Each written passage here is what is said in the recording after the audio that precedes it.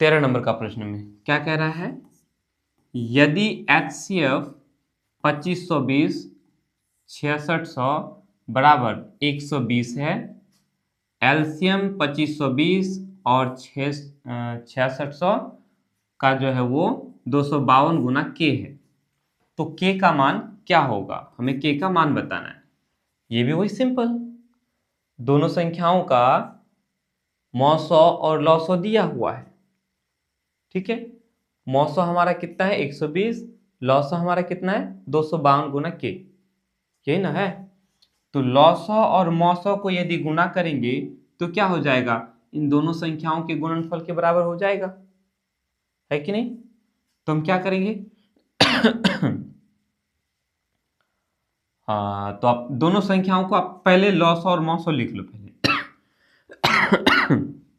यहाँ देखो HCF कितना है 120 गुना एलसीएम कितना है 252 गुना के, ये हमारा HCF और ये हमारा हो गया एलसीएम, ठीक है। तो HCF गुना एलसीएम क्या होता है, दोनों संख्याओं का गुणनफल। दो संख्या क्या क्या है 2520 और क्या है 6600, यही है ना, क्लियर। अब देखो हम क्या करेंगे, के को यहां छोड़ देंगे, को बाकी को उधर लेके चले जाएंगे, तो क्या हो जाएगा 2520 गुना 6600 और बटा में हो जाएगा 120 गुना 252, है ना। चूंकि ये दोनों इधर गुना हो रहा है, बराबर के उस पार जाएगा तो क्या हो जाएगा बटा में हो जाएगा, है ना। अब यहां से देखो, एक जीरो ऊपर है एक जीरो नीचे, कैंसिल, 252 ऊपर में हो गया 252 नीचे, खत्म हो गया।